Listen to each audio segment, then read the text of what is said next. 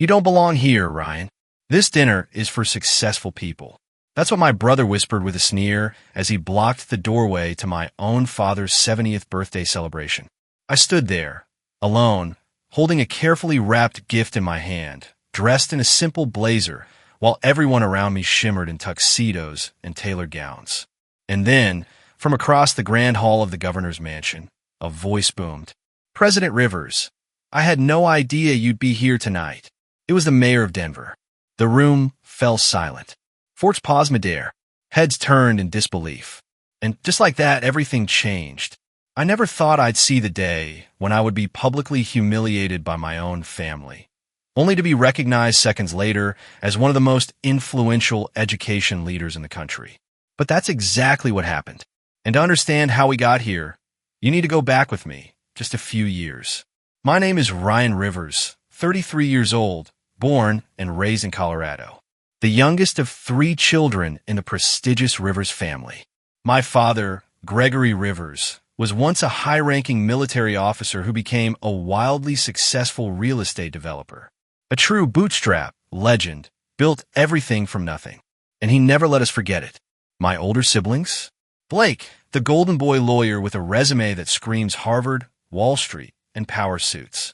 Olivia, the glamorous wellness mogul with 500,000 Instagram followers and a skincare empire built on green juice and perfect lighting. And then there was me, the quiet one, the black sheep, the one who didn't follow the script. While they measured success in title, salary, and square footage, I chose something different. Something smaller at first, quieter, less impressive looking on the outside. I quit my job at a Fortune 500 company and vanished from their world of cocktail galas and charity golf tournaments. To them, I was wasting my potential, dropping out, falling behind. They thought I was working at some local startup, maybe teaching coding at a public school, something beneath our family's standards. What they didn't know was that I had founded Future Ed, a nonprofit building adaptive learning technology for underfunded schools across the country. What they didn't know was that I'd spent 5 years pouring every cent and sleepless night into something that was quietly changing thousands of lives. But to them, I was just Ryan, the underachiever, the broke little brother who never quite made it. So when my father's 70th birthday invitation came in, a black gold card engraved with my full name, but wrapped in layers of expectation and silent judgment, I hesitated. Did I really want to show up? To sit across from people who thought I'd failed simply because I didn't flaunt designer brands or a 6-figure watch. But I came anyway, not to prove anything, not to reveal the truth. I came because I still love them, despite everything. I came because I wanted to see if they could love me without knowing the size of my bank account. I came to see if they were worth the truth. And what happened that night shattered every illusion I still held about what family means. What happened that night turned shame into power and revealed what true success actually looks like. Let me take you inside that night. You won't believe what came next. The night air in downtown Denver was crisp, brushing gently against my face as I stepped out of the car. I had chosen not to bring a driver or even use a rideshare. Just me, walking up the marble steps of the governor's mansion alone, holding a gift wrapped in understated navy blue paper, an antique, first edition copy of The Old Man and the Sea. My father's favorite. I looked up at the grand structure before me. Columns bathed in golden light, chandeliers visible through towering windows, laughter and the clink of wine glasses already floating out from the entrance hall. A valet rushed toward me. He paused when he saw my modest car pull away. I could almost read the confusion in his eyes. Is this guy lost? I wasn't. I just didn't arrive the way they expected me to. Inside, the place was buzzing. Politicians, business moguls, old military friends of my father's. My mother's high society acquaintances, dressed in silks and diamonds, posed beside ice sculptures and platters of hors d'oeuvres flown in from New York. It wasn't a birthday party. It was a show of power. I scanned the crowd, looking for anyone, who might greet me like family. And then I saw them. Blake was laughing boisterously with a judge from the state Supreme Court. He wore a velvet tuxedo, his Rolex gleaming under the chandelier. Olivia posed for photos with some influencer friends, flashing her signature smirk. My father stood at the center of a circle of admirers, recounting one of his humble beginnings stories, making himself the hero once again. My mother stood nearby, her diamond necklace cascading like a waterfall down her designer gown, nodding graciously as if she were royalty. I took a breath and approached, the gift still clutched in my hand.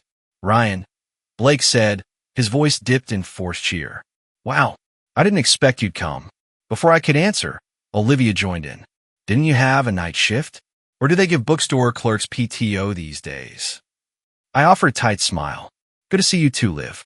My father glanced my way, but didn't break from his conversation. My mother, always the diplomat, finally leaned in. "You look comfortable," she said, her voice low. "I just wish you'd told us what you were wearing beforehand. We could have arranged something more appropriate." I glanced down at my outfit. A dark charcoal blazer, clean white shirt, polished shoes. Nothing flashy, but nothing disrespectful either. Just simple. "Don't worry, Mom," I said. "I wasn't planning on hijacking the spotlight." "Oh, you couldn't," Olivia muttered, sipping her champagne. I clenched my jaw and held out the gift. "Happy birthday, Dad." He turned to me finally, took the box without really looking at it. "Thanks, son," he said flatly, then handed it to a nearby assistant. "I'll open it later." No hug, no eye contact, just dismissal. I stood among them, uninvited to any of their conversations, invisible but still painfully present. The weight of the room pressed down on me, not because I lacked money, but because I refused to play the game they'd built their lives around. The speeches began. Blake took the mic first, giving a theatrical tribute to Dad's business legacy. Then Olivia shared a rehearsed, emotional toast about the man who taught us how to win. Each word felt like a performance curated for the elite audience. When they were done, the maitre d' announced, "The Rivers family and guests may now proceed to the private dining room." The group began moving. I followed quietly behind, staying near the edge of the crowd, unnoticed. And that's what happened. Just as we approached the velvet-roped entrance to the dining hall, Blake turned around and blocked my path. "Hey," he said under his breath, his smile tight. "You really sure you want to sit through this? I mean, this dinner's not cheap. $500 a head. You could probably buy groceries for a month with that." I raised an eyebrow. "What are you saying, Blake?" Olivia appeared beside him, her tone dripping with condescension. "We just think you might be more comfortable grabbing a drink in the bar. The governor and the mayor are in there tonight. We don't want you to feel out of place." "I'm not out of place," I replied. "I'm part of this family." Olivia stepped closer. "Don't make a scene, Ryan. You chose your life. You wanted to be average. Now, don't ruin Dad's night trying to pretend otherwise." I stared at her, stunned. And that's when Mom walked over, eyes flicking nervously to the guests gathering around. "Sweetheart," she whispered, "please, we've worked so hard to maintain our image. Just let your brother and sister handle the main table. We'll save you a plate." I opened my mouth to protest, but then she said something I'll never forget. "You just don't represent us right now." I froze. The weight of those words landed like a stone in my chest. "Don't represent us?" The blood drained from my face. My hands trembled slightly as I tried to steady my breath. They were actually going to leave me out. Because I didn't wear a $3,000 suit. Because I didn't look the part. Suddenly, everything went quiet. A deep voice called out from behind me, clear and commanding. "President Rivers." I turned to see Mayor Gonzalez striding across the room, his hand outstretched and a wide smile on his face. "I didn't know you'd be here tonight," he said, gripping my hand. "My team's still raving about your keynote last week. The city is lucky to have Future Ed leading our education initiative." Blake's smile faltered. Olivia blinked. My mother's lips parted, but no words came. And then another voice joined in. "Mr. Rivers." It was the governor's wife. "Is your table ready? I believe you're seated in the East Wing." I glanced back at my family. The same people who, seconds earlier, tried to push me out like some unwanted outsider. I didn't say a word. I simply turned, smiled at the mayor, and replied, "Yes, I believe it is." And I walked away. The air around me felt heavier than it should have. My family, blood of my blood, had just tried to quietly escort me out of the dinner I was invited to. Not because I caused a scene. Not because I was inappropriate. Because I didn't look successful. I stood there, still holding the gift I had chosen so carefully for my father, a first edition Hemingway, wrapped in textured paper and intention. Olivia's words still echoed in my head. We only want successful people here. Thomas had piled on with the Applebee's remark, and my mother, she hadn't defended me. She had suggested I wait in the bar, just as my throat tightened with that bitter ache, the one you try to swallow but can't. A firm voice broke through the air like a gust of wind in a sealed room. Excuse me, is there a problem here? Heads turned. It was one of the Lucille security guards, tall, serious, hand resting near his belt, not threatening, but alert. Before I could answer, Diana spoke quickly, smoothly. Oh, no problem. My sister was just leaving. Her voice was sugar-coated control. A performance. The security guard glanced at me, and something changed. His eyes widened slightly. Recognition flickered across his face like a light bulb had just clicked on in a dark room. Miss Wilson? He asked, then quickly corrected himself. Madam CEO, welcome back. The silence that followed hit the room like a crash. Blake stopped mid-sip. Olivia froze mid-blink. My mother turned pale. The title, Madam CEO, hung in the air with the weight of a thunderclap. I beg your pardon? Diana asked, voice suddenly thin. But she was cut off before she could recover. From across the restaurant, the general manager of Lucille came striding over, his usually calm face etched with concern.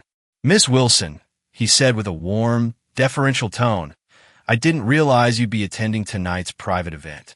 Had I known, I would have ensured the balcony suite was prepared. I simply nodded. Thank you. It's fine. Then, from the back, Antoine, the renowned head chef, burst through the kitchen doors in his pristine white coat. Miss Wilson, he said brightly, you didn't tell me you'd be in tonight. I've been refining that truffle risotto you loved. Would you allow me to prepare it for your table? Diana's mouth dropped. Thomas stared at me as if I'd spoken fluent Mandarin. And then the final blow came, quiet, unexpected, and perfectly timed. A man in an impeccable tailored suit stepped forward. Emmanuel, the owner of Lucille. He shook my hand. Stephanie, had we known you'd be attending, we would have ensured your usual table was reserved. We're still receiving compliments from your education gala. That fundraiser raised over $2 million last month. Remarkable work. Then he turned to my family and said with a genial smile, You must be very proud of your daughter. I glanced at my parents. My father had finally turned around, interrupted from his networking circle by the sudden shift in energy. For the first time that evening, he actually looked at me. Not past me, not through me, at me. His face was unreadable. I believe there's been a misunderstanding, I said, keeping my voice even. But I'm happy to join the celebration, if I'm still welcome. Diana blinked rapidly, recalibrating. Of course, it was just a joke, Steph. Right, Thomas? Thomas gave a stiff nod. Sister humor. We go too far sometimes. My mother took my arm gently, her smile trembling at the corners. Darling, why didn't you ever tell us? I looked her in the eye and replied, calm but unyielding, because I knew exactly how you'd treat me if you thought I had nothing. And now, you've just proven it. The manager cleared his throat, trying to dissolve the tension. The Wilson party's private dining room is ready. Shall I escort you all? This time, I was the first to move forward. And this time, no one blocked my way. We walked as a group toward the private room. Only the formation had changed. Where once I'd lagged behind, forgotten, ignored, I now walked in front, with staff holding doors for me, guests turning heads, and my family trailing in stunned silence. At the threshold of the dining room, I turned slightly, just enough for Olivia to hear. Don't worry, I said softly. This restaurant's expensive enough for me, too. She didn't respond. She didn't have to. The East Wing dining room was nothing short of majestic. Arched windows revealed the shimmering skyline of Denver, and a soft quartet played in the corner, their violins weaving warmth into the evening air.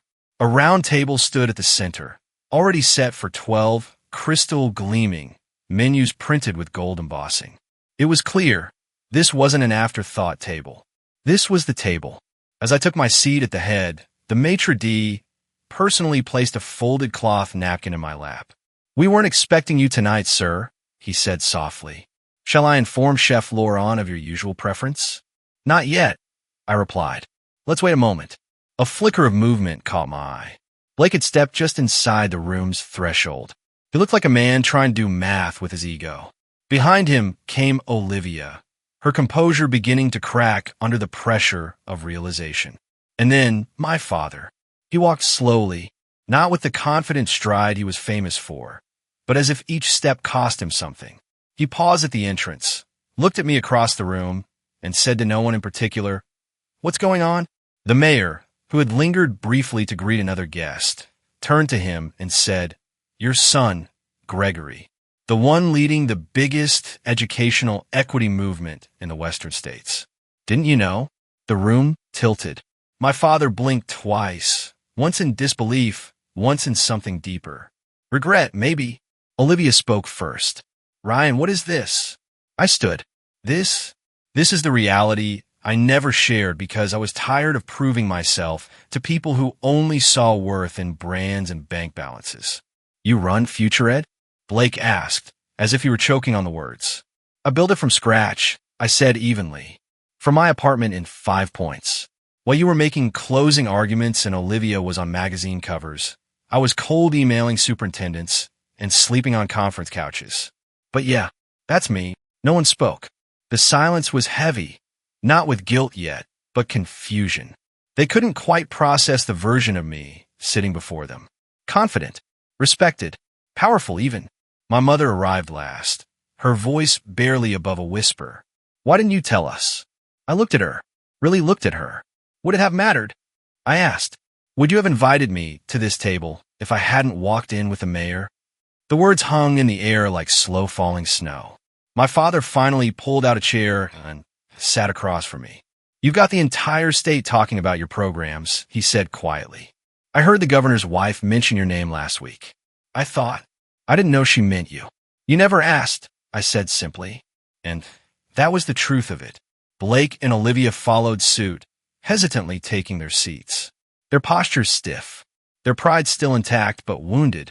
My mother sat last, folding her napkin too many times, eyes darting around like a hostess unsure which party she'd just joined. For the first time in years, the Rivers family sat down at one table without a single trophy or headline between them. Just truth, thick and uncomfortable. I lifted my water glass. "To Dad," I said, "to his legacy, and maybe to rewriting part of it." And we clinked glasses unevenly, awkwardly, but for the first time, honestly. The clink of the glasses still echoed faintly when silence reclaimed the table. No one reached for the bread. No one opened a menu. The weight of unspoken years sat between us like a 7th, 8th, and 9th guest. Even the string quartet outside the room seemed to play softer, as if sensing the tension. Blake was the first to crack. "So, all this time," he said, placing his glass down carefully, "while we thought you were shelving books and living off ramen. You were what? Building an empire?" "I wasn't building an empire," I said. "I was building access. Opportunity. For kids who never had what we took for granted." He chuckled, not with humor, but disbelief. "And yet you let us believe you were barely scraping by." "I didn't let you believe anything," I said. "You made assumptions. You never asked." Blake opened his mouth, but my father raised a hand. "He's right." We all turned to him. His voice was calm, but his eyes were stormy, calculating the gaps in years of interactions, reweighing every conversation we'd ever had. "You're saying you deliberately kept this from us?" Olivia asked, her voice sharper now. "You wanted to see if we'd treat you differently without knowing?" I leaned forward slightly. "No, I wanted to see if you could love me without conditions." My mother bristled. "We've always loved you." "No, Mom," I said gently but firmly. "You love the idea of me. When I fit the mold. When I was getting promoted, wearing a tie every day, and going to cocktail parties. But when I stepped off that path, you looked at me like I was broken." She opened her mouth to defend herself, but hesitated. Her fingers found the cloth napkin again, folding it, refolding it. "I never asked for validation," I continued, "but I did hope for respect, for curiosity, maybe even pride, even when you didn't understand what I was doing." My father nodded slowly. "I failed you there." The words landed with a quiet finality. Hearing him admit it felt like both a wound and a bandage at once. Blake's voice turned more introspective. So when I sent you those job postings all those times, you thought I was condescending. I know you were trying in your way, I said. But every time you said, let me help you find something real, you made it clear you thought I was wasting my time. He didn't argue. He just looked down, fiddling with the corner of the menu. And Olivia, I turned to her. When you posted that comment, remember? About how some people choose purpose when they can't get success. She flinched. That wasn't about you. It felt like it. She looked genuinely remorseful for a moment. I was just frustrated. You always seemed so calm. Like none of the pressure the rest of us were under mattered to you. I was working 80-hour weeks, smiling for cameras, managing brand deals, keeping up with expectations. And there you were, walking around like you'd discovered some secret to life. I wasn't trying to look superior, I said. I was just trying to live aligned with what mattered to me. What is that secret, then? She asked, almost bitterly. Because God knows I haven't found it. There was something raw in her eyes now, no longer the polished influencer, but the sister who used to sing with me in the back seat during road trips. I saw it for the first time in years. She was tired. I think the secret, I said, choosing my words carefully, is figuring out what you value before the world tells you what you should. She looked away. Her silence was not angry. It was reflective. My father cleared his throat. Do you know what I was going to say tonight? During my toast, I shook my head. I had this whole speech planned about grit, about legacy, about how I built something from nothing, and how proud I was of my children, at least the ones who followed in my footsteps. He paused. But now, hearing you talk, I realize I've only ever measured success by output, results, accomplishments. But I never stopped to ask myself, at what cost? The table was still. He turned to me. Ryan, I'm sorry. Not just for not seeing you, but for teaching all of you that love had to be earned. I swallowed hard. That sentence hit deeper than I expected. I'm not blameless either, I said quietly. I could have spoken up. I could have explained what I was building. But the truth is, I was scared. Scared that if I told you, the moment you respected me, I'd always wonder whether it was me you loved or just what I'd built. He nodded. We made you feel that way. Behind us, the doors opened. One of the servers stepped in quietly and whispered something to the maitre d'. A moment later, the head chef himself appeared, grinning. Mr. Rivers, he said, your favorite dish, truffle gnocchi with aged Parmesan, is available tonight. Would you like it prepared for the table? My family stared at him. Is that your usual here? Blake asked, stunned. I gave a faint smile. I host quarterly donor dinners here, and sometimes student award nights. We use this space often. My mother looked like someone who had just discovered her son could speak a different language all this time. Please prepare it, I said to the chef. Family style. When he left, we all sat back, silent again, but this time different, lighter. Then Olivia laughed, an actual, unguarded laugh. I can't believe you had all of us fooled. I smirked. I wasn't trying to fool anyone. I was just trying to be left alone to do my work. Blake leaned back in his chair. Well, I feel like an idiot. You're not, I said. You just saw me through a lens you were taught to trust. He nodded slowly. Maybe it's time to change the lens. 1 week after that unforgettable dinner, the Rivers family, still bruised, still unsure, stepped into a world they had never imagined existed. It was a Tuesday morning, unusually overcast for Denver. My parents arrived first in a black town car. My mother dressed in a beige power suit like she was heading to a board meeting, and my father in his usual dark navy jacket, stiff as ever but quieter than usual. Blake showed up next, alone, wearing a blazer too formal for the occasion, clearly unsure how to dress for a nonprofit visit. Olivia came last, coffee in one hand, sunglasses in the other, noticeably less made up than usual. For the first time in a long time, she looked like a person and not a persona. I stood at the front doors of Future Ed, waiting to greet them, not as the son, or the brother, or the afterthought, but as the leader of the building behind me. The structure was modern, glass-paneled, 3 stories of intentional design. Not flashy, but inviting. A living wall of plants decorated the entrance, and a row of student-painted murals flanked the lobby windows, each one carrying a theme. equity, inclusion, imagination. Welcome, I said as they gathered, unsure whether to shake hands or hug. The tension was different this time, still present, but evolving. My mother looked around. This is yours? Built it from a co-working space and a $15,000 grant 5 years ago. She blinked slowly, as if trying to reconcile that sentence with the image she'd carried of me for years. I led them inside. The lobby buzzed with energy, designers and educators working side by side, young interns taking notes, volunteers greeting children arriving for after-school enrichment programs. This doesn't feel like a non-profit, Blake murmured. That's because it's not, I replied. It's a mission with a business engine behind it. We passed by an open-plan workspace where a group of engineers were testing an adaptive reading program. A team of former teachers sat across from them, reviewing feedback from low-income districts across the country. Olivia paused. Wait, are these public school partnerships? 56, to be exact, across 11 states. We tailor our software to the curriculum of underfunded schools. We train the teachers. We follow up. And we track impact. She stared through the glass. You do all this quietly? I nodded. Loud impact. Low ego. I led them through a long hallway with framed testimonials. Handwritten letters from kids in Mississippi, Detroit, and remote towns in Arizona. Photos of students with laptops donated through Futured's initiatives. On one wall was a map of the U.S. dotted with bright lights representing each school we'd reached. It looked like a constellation of second chances.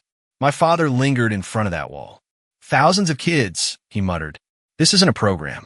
This is a movement. I never want to press for it, I said quietly. I just wanted to fix what I could. The system left a lot of bright kids behind. We reached the heart of the building, the Innovation Lab. It was bustling with middle schoolers today, visiting students from a Title I school on the east side of town.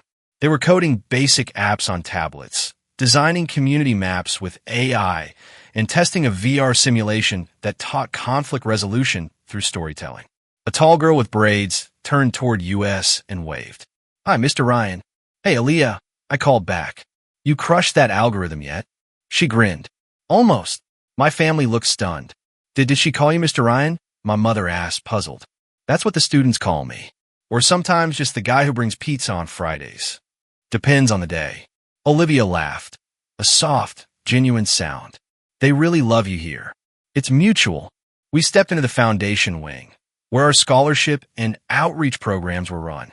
A video played on loop near the entrance, showing clips of school visits, teacher training events, and interviews with students who had gone on to college thanks to Futured support. One of the students on the screen, a shy boy in oversized glasses, spoke directly to the camera. Before Future Ed, I didn't even know what coding was. Now I want to build my own company someday. Mr. Ryan told me I could, so I believe him. Blake's voice broke the silence. You've been shaping futures, while we've been obsessing over status.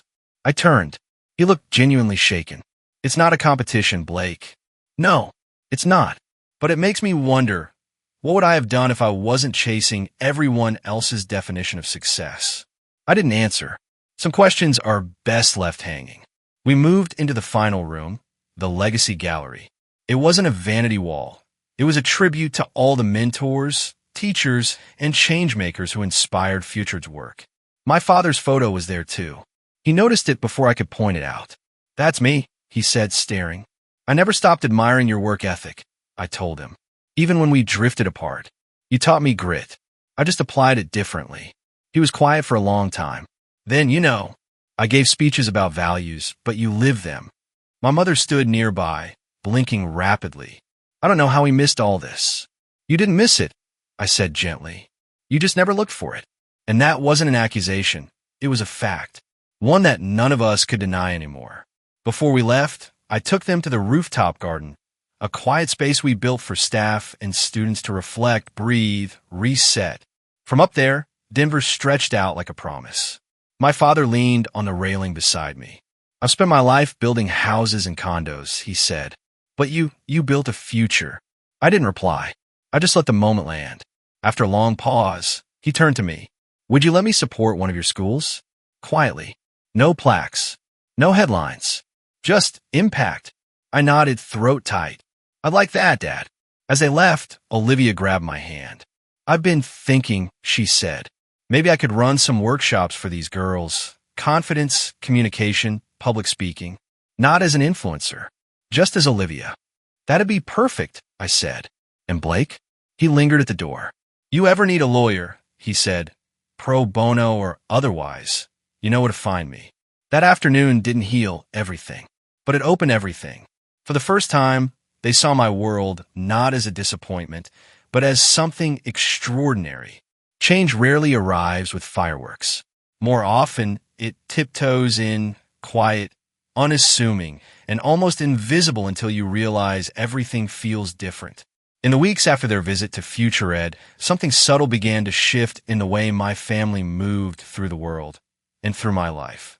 It started with my father. For as long as I could remember, Gregory Rivers had been a man who measured his days in deals closed and properties sold. But something about that morning, the testimonials on the walls, the coding camps, the raw potential pulsing in those classrooms, had shaken his foundation. 2 weeks later, he invited me to lunch. No formalities, no assistance, no expectations.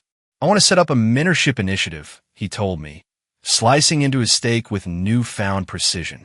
Something for young entrepreneurs, especially those from backgrounds like mine. I looked up. You're serious? He nodded. I spent most of my career hoarding knowledge, thinking it made me powerful. But watching those kids at Future Ed, I realized knowledge is only powerful when it's shared. He asked me to co-found the program with him. We called it Bridge Forward, a nod to both our legacies. For the first time, I saw my father as not just a builder of buildings, but of people. Olivia surprised me next. She sent me a message one morning, just a simple text. Can I come in Thursday? Want to talk to Aaliyah about starting a self-confidence workshop. Been thinking about her smile all week. She showed up wearing jeans and a hoodie. No makeup, no filters. The girls barely recognized her at first. But then she sat down, shared her story, not the polished version, but the real one. About rejection, insecurity, hating her reflection at 17. By the end of the session, one of the girls asked, "You really feel nervous sometimes too?" Olivia smiled. "Every day, but nerves mean you care, and caring is your superpower." She returned every Thursday after that, not as a brand, as a big sister to a generation of girls who rarely heard that being real was enough. Blake took longer. Outwardly, nothing had changed. He still wore expensive suits, still posted about courtroom victories, still spoke in confident sound bites. But underneath, something had cracked open. One evening, he showed up at my place with takeout and a bottle of wine. "I keep thinking about that map," he said, referencing the glowing constellation of schools on Future's wall. "You had real impact. I've won cases, but I don't know if I've helped anyone." I looked at him. "You have skills most people can't access. That's not nothing." He nodded. "I want to take one pro bono case per month. Education-focused. Kids who've been expelled unfairly. Parents who can't navigate the system. Just something that matters." I raised my glass. To something that matters. He clinked it gently. To finally getting it.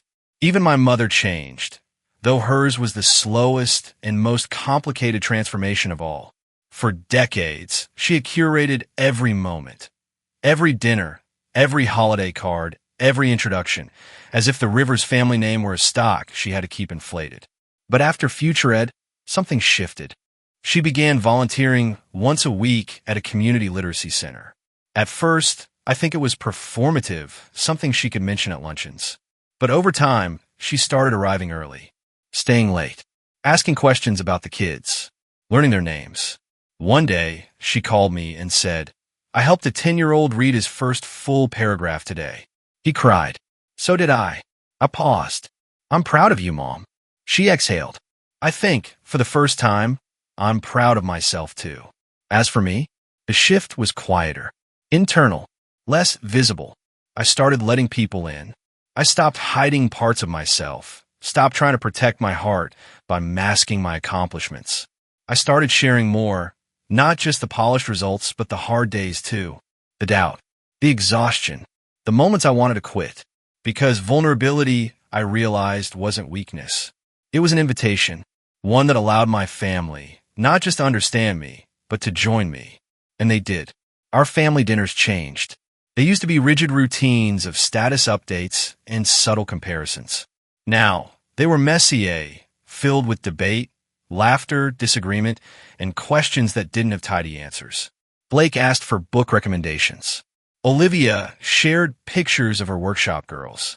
My dad quoted something one of our students said in nearly every conversation. My mom cried once, telling me she never realized how much fear had ruled her parenting. It wasn't perfect. We still stumbled, still said the wrong things, still defaulted to old patterns sometimes. But there was grace now, a willingness to stop, to reflect, to repair. 6 months after the dinner, Future Ed hosted its largest event ever, a citywide education summit. We brought together teachers, policymakers, donors, and, most importantly, students. Each panel featured youth voices. Each workshop focused on equity. Each hallway buzzed with ideas. And at the closing ceremony, I stood at the podium, thousands watching, and I saw them, my family, sitting in the front row. Not out of obligation, not for a photo op, but because they wanted to be there. My dad had his hand on my mom's. Blake was scribbling notes. Olivia was wiping her eyes as Aaliyah spoke on stage. I closed my speech that day with this. We don't change the world by shouting our value from the rooftops. We change it by standing quietly in the places where value has been forgotten and building from there. And as the crowd stood in applause, I caught my father rising to his feet, clapping, eyes glassy. The man who once measured worth in dollars, now standing for a cause built on dreams. They say we only understand the meaning of a journey when we've had time to sit with the silence afterward. And in the silence that followed the summit, as the crowd dispersed and the lights dimmed, I found myself alone backstage, watching the sun set behind the Denver skyline through a cracked curtain. 6 months ago, I was nearly thrown out of my father's birthday dinner for being the poor sibling. Today, the governor's chief of staff asked for a meeting to discuss implementing Future Ed programs statewide. But what mattered more, far more, was that when I turned off the mic, the first applause I heard came from the 4 people I once thought I'd never reach. I took a slow breath and let the stillness wash over me. This was the real reward. Not the recognition, not the praise, but the clarity that I no longer needed to explain myself to be at peace. The clarity that the people who once rejected me weren't villains. They were broken in their own way, shaped by a world that taught them to worship appearances and mistake validation for love. And maybe, for a while, I'd been broken too, so focused on proving I didn't need their approval that I forgot the power of reconciliation. That night at Lucille, the night they called me too poor to belong, wasn't the end of my story. It was the beginning of my family's awakening. For so long, I believed that silence would protect me, that staying hidden would keep me safe from their judgment. But silence doesn't protect, it imprisons. Vulnerability is what set me free. By showing them who I was, without apology, without shame, I gave them a choice. They could accept me or lose me. And to their credit, they chose to change. No, not overnight, and not completely, but enough. Enough to rebuild something real. Enough to sit across the table without masks or roles. Enough to finally see me. If you're watching this right now, wondering if your family will ever understand you, if you've ever felt like the black sheep, like the invisible one at the table, let me tell you something I learned the hard way. Your worth isn't a negotiation. It doesn't hinge on their approval, their applause, or their ability to understand your path. Your worth is constant. It's in the quiet hours you spend building something that matters. It's in the values you hold even when no one else claps for them. It's in the integrity you carry through every disappointment. And sometimes, yes, people will hurt you because they're blind to it. Sometimes the people closest to you will only see your value when the rest of the world already does.